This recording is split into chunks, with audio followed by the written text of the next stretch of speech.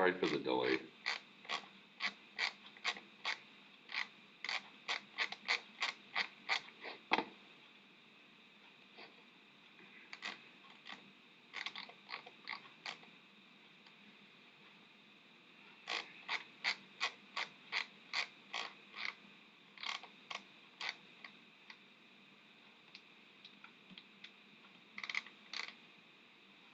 Alright, so what I'm going to do today is talk about this equation, which I'm going to write, and then I'm going to turn to the camera. Wait a minute. I don't know what I've got on here.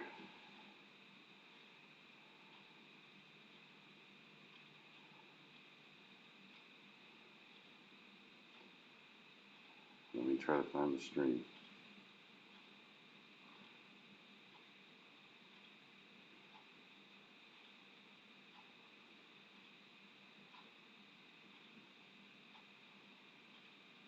Alright, so yeah, we can see that. Now let me see what is going on. The lights keep going on and off.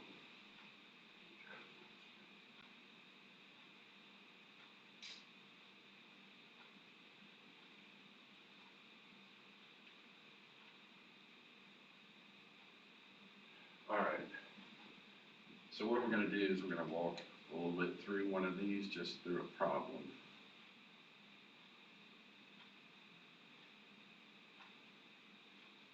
These are vectors, so I'm just copying that equation down, and I'm going to use it in a second.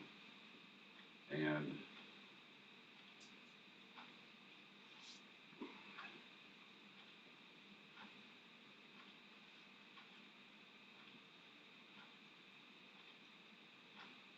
so whatever problem I pick, I'm going to move it to the right so I can leave this equation right here.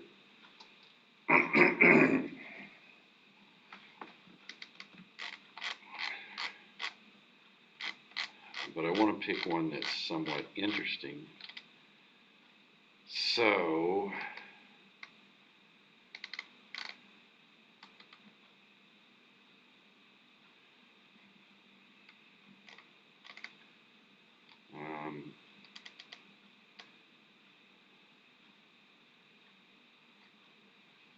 that one is actually on the right.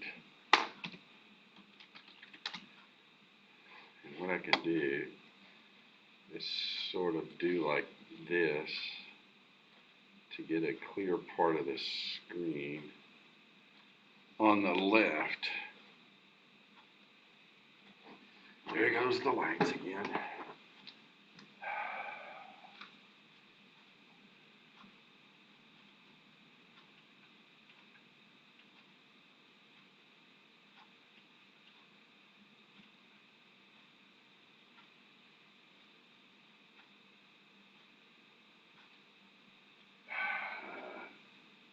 Anyway,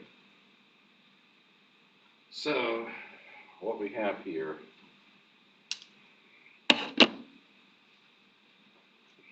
is, this is a good one because it only has one link. The other is, this one's moving that way, this one's moving across here. It says the ends of the bar are confined to move along the path shown. At the given instant, it has a velocity of 8. It has an acceleration of 3. Determine the angular velocity and angular acceleration of AB, this thing. So what I'm going to do, I'm going to move this equation up, and since I have A and B, I'm going to just use it. Oh, wait a minute. There's part of the board you can't see. There's a projector. Hang on. Oh, wait a minute. I can see that on this little thing here. Okay. Let me see. It's somewhere around right in there. It's a larger section than that.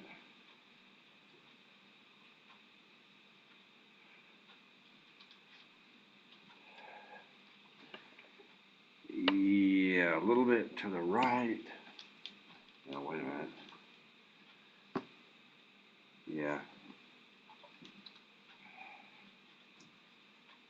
apparently it's somewhere about right here. It goes to about right here. Can't use that section of the board because of the projector being stuck right in the way. Pretty close. So I'll just move this as close as I can to that. Now, this is convenient because A is already set up. I have an acceleration.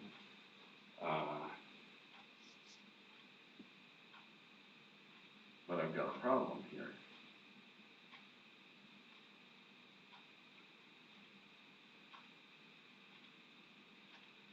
This one, although written in the book without subscripts, should have a subscript on it. It's the value of the omega AB.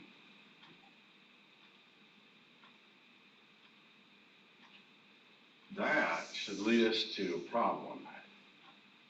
That problem is, I do not know what that value is. Now, I'm going to use the quickest way. I'm an engineer, so I'm going to use the quickest way I can, given the geometry, to find that. Turns out velocity goes here, a normal, perpendicular to the velocity. Velocity goes this way, perpendicular to that velocity, and they join together to form an instant center right there. Now, you can use instant centers for velocities. You cannot use them for accelerations. And the reason you cannot is because of this term right here in the acceleration. Here's what I mean. Velocity of B is equal to velocity of A plus omega, there's supposed to be a cross right there, AB cross RBA minus nothing. Here you have a term. This we'll look at in a second is the centrifugal acceleration. There is no centrifugal velocity. If an object is spinning about this point, that point is not moving towards it if it's a rigid body. If it's an acceleration, there is an acceleration towards it as it moves around. So accelerations are completely different than velocities. This term makes it impossible to use instant centers for acceleration. The fact that that term is absent in the velocity, and this is the velocity, I can use instant centers for velocity. And the reason I say nothing is because there's nothing here. There's no centrifugal velocity per se. Okay, so now that I have this, now I've got a triangle, and I think it looks kind of odd-like.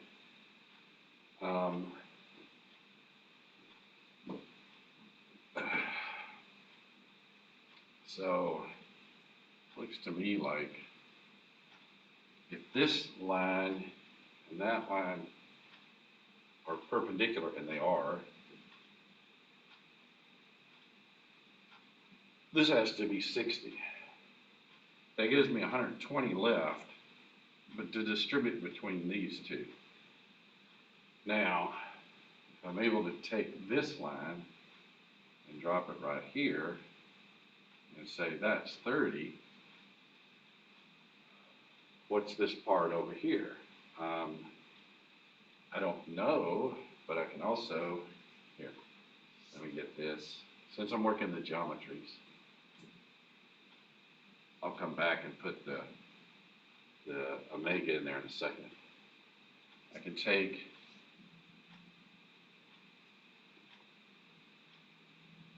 this and say that's 30. If I do that, what's left over here to make this vertical line transposed over to here, that makes this 60. If this line and this line go together is 60. I think I get left with a 60 up there. So this is really weird because, again, if that's the case,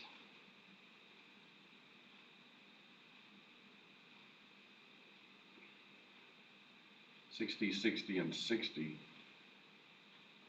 Well, 60 and 60 is 120. 120 and 60 is 180. So I'm good. If you want to look at this, I mean, this is 4 foot, so that's, you know, you can use the law of sines. Sine of A, over A equals sine of B over B. If these are the same angles, then those are the same things, so you get 444. So this means thing is rotating here, omega AB, and in fact, the velocity is 8, and this is 4. So velocity is equal to omega R. Velocity is 8. R is 4. That makes this 2. Omega AB becomes 2. Now I did that off of instant centers. You can go in and do this likewise off of, you know, 2 sets of the other. I think I'm not going to do that because I ran a little late and I'm sort of stuck with the amount of minutes on the wall here. So the next thing is, how do I manage to go through here? Well, acceleration of B, okay, I should have flipped this over, but it really doesn't matter. Acceleration of B, oh geez, I'm going to have to carry this into 2 class periods. So since I'm going to do it in 2 class periods, what I'm going to do is take a picture of what I'm doing and put it on Twitter so that I can look back at it.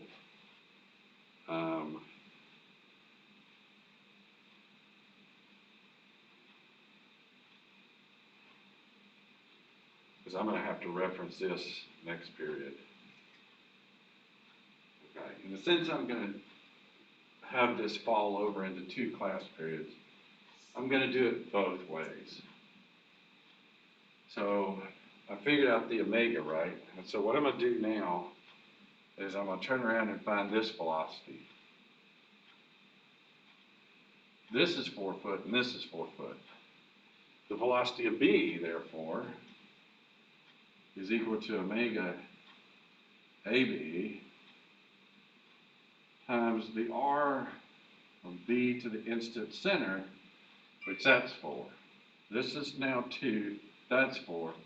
So this becomes BB is equal to omega, which is 2, is this 4 right here.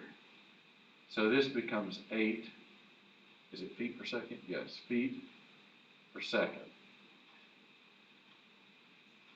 So I feel a little bit less pressure knowing that I'm going to carry this through 2 class periods. So now that I have that, you can have an imaginary link here and say, what is the omega of, I don't know, just imaginary, or say O, OB, O to B. Well, I know velocity of B is going through this arc, so it's as if there is a connection between here and there, and it's rotating through it. So that's omega OB times R O to B. That's 4 foot as well. So now you pick this up as 8, you pick this up as 4, and lo and behold, you get this appearing like it's rotating through there. So what I'm saying, let me do a better job of the picture here. So it's as if there's a link here, it's pinned to the ground, and it's rotating through here with omega equal to 2. Now, what we're going to do is I'm going to go through this and do the velocities. I'm going to take a picture of everything, and then we're going to come back next time and do the accelerations. And the reason I'm doing this is because you'll find that there's a component here, and actually maybe I'll bring a sheet of paper and do it on a sheet of paper on the projector, because it's good to fold things in and out and take a look at them. Okay, velocity. So what I have is essentially link 1 and link 2. I have 2 links here. I have the link that's imaginary that goes out here that essentially becomes like a link. And then I have this one. So I'm going to start with the imaginary link. Velocity of B is equal to velocity of B relative to O, the imaginary location, plus velocity of O. This is velocity of, this is point O right here. And it doesn't move. So let's go ahead and look at the other link. So here's the link. Link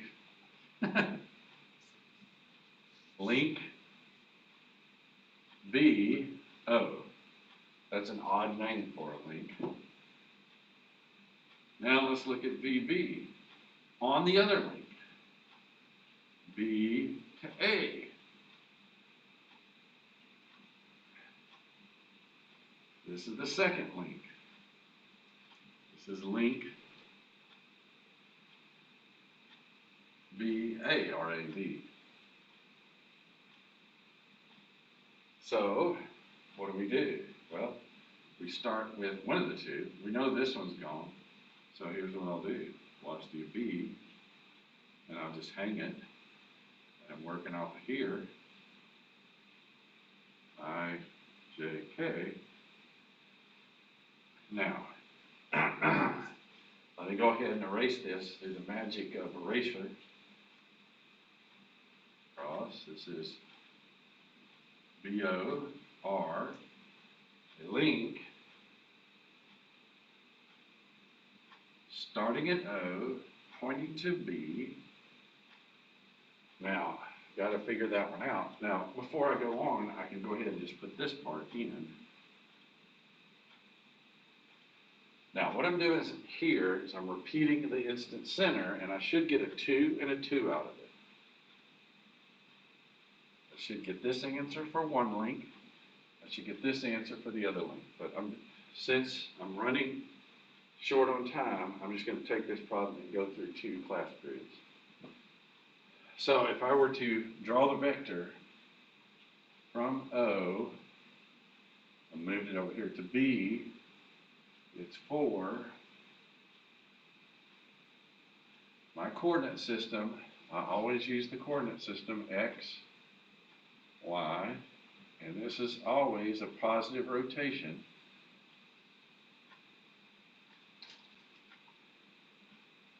So now I just need to figure out this vector. This is 30 degrees, that's 4. I'm going to use my shorthand notation, meaning cosine 30, I always say C30. Sine of 30 is S30. So when you see me writing S30 or C30, that's what you're seeing here, because I got to stick them in here real tight. Okay. X component, going to the left, minus 4. What is it? It's sine 30. Y component goes down, minus 4 cosine 30. Turns out I don't have a K component. The velocity is going to be, going this way. I don't know that it's 8 yet because I don't know that's 2, but when I know that's 2, I know that'll be 8. So I get an I component. Cofactor expansion, 0, omega BO minus 4 cosine 30, 0, minus J. J gets taken out, minus 4 sine 30, omega BO, 0. So I get a velocity B equaling to plus minus 4 cosine 30. I'm expanding the C30 back out to cosine times omega BO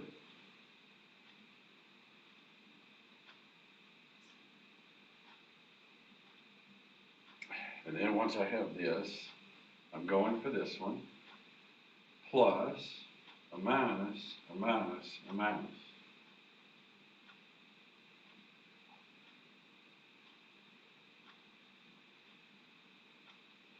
Sine 30J. Now let's look at the common sense here. Positive in X, negative in Y. What does that mean? Let's move the 8 out of the way. We know this is the velocity. We know it's positive in X, negative in Y. Positive component, negative component. I got the signs correct.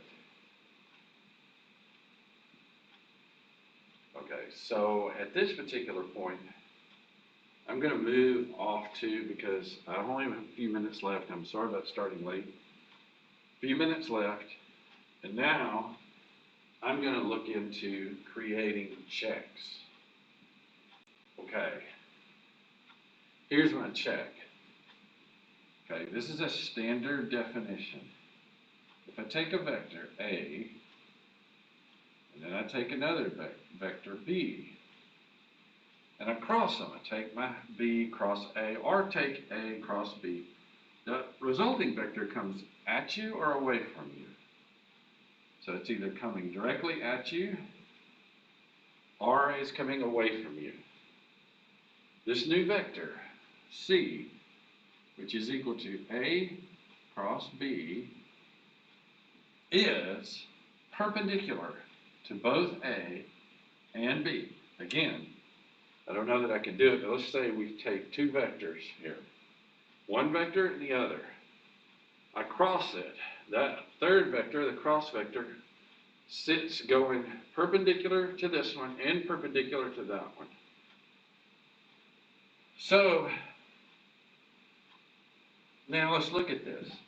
If I have two vectors that are perpendicular, and I dot them, what do I get? I get the magnitude of one and the magnitude of the other times the cosine of the angle between them. Since they're dotted, that angle is always 90. This angle is always 90 degrees from that one. This angle is 90 degrees from that one. These two vectors, 90 degrees. Cosine 90, 0. That means by definition, all vectors that are cross product, the result is perpendicular to that and perpendicular to that. Now, why do I bring this up? This fact that exists all the time can be used as a check. Okay, so let me erase this link because I'm taking extra time. I'm going to take as much time as I can here. But what I'm going to do is I'm going to take a picture because I'm going to print this picture out, hopefully bring it next time and work off of it.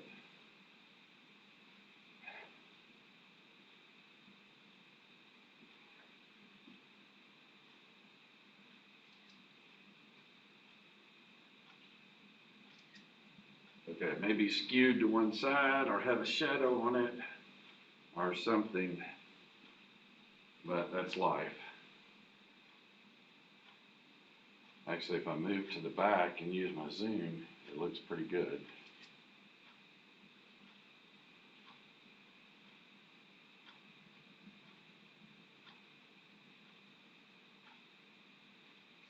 Okay, Here's where the check comes in. Sorry about the delay. Okay, let's ignore this one for a moment. And let's pay close attention to this.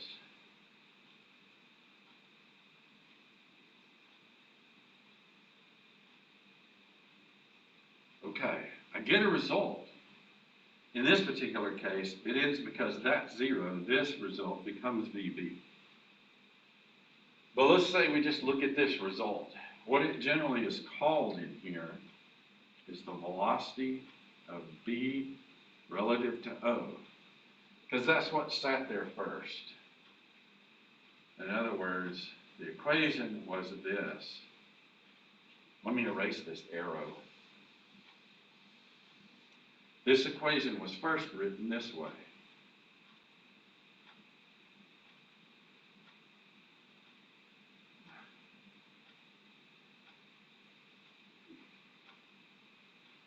So the equation is first written this way, so that term is the velocity of B observed from O. So it turns out now, this answer, I should be able to dot it. Here, I'll do like this.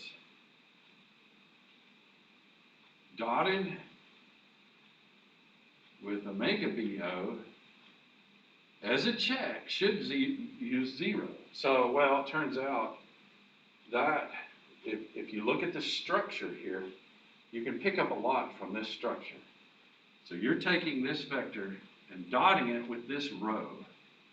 Take the components and multiply. Take that component, multiply times 0. Take this component, multiply times 0. Take the k component and multiply times that. It by definition is 0. That's easy. That always works. That's not where your check comes in. Your check comes in here. The valuable check, in other words. Okay, this is what I like to tell people. If you want to take, one of the things with your work is, as an engineer, you check it as you go along. Here's a way to check it. Take this vector you got, you dot it with the vector that is in the last row. Okay, I'll write that out. R, and then we're going to call it quits here.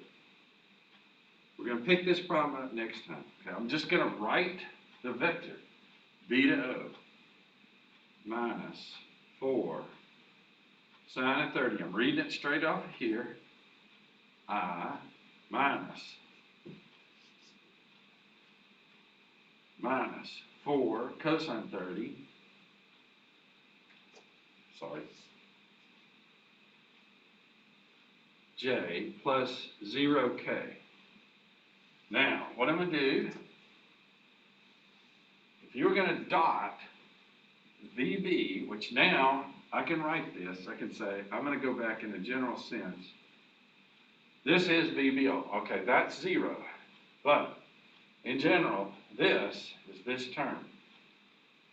Multiply this times this, and this one times this, and this one times that, and add them together. Here's the first thing I noticed. I have a sine and a cosine. I have a sine and a cosine. I have a 4 and a 4. I have a 4 and a 4. I have omega and no omega. Omega and no omega. The actual terms are the same. So if I were to list this out, it would be 16 omega BO, sine of 30, cosine 30. Here, I'll do my shorthand. I'll go ahead and do the same thing. Sine of 30, cosine of 30. But there's a minus sign here. Plus, minus gives you a minus. Minus, a minus gives you a plus. 4 and 4, 16. Omega B. Oh, cosine, sine.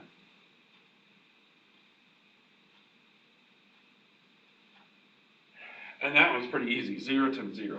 Okay, what do you get here?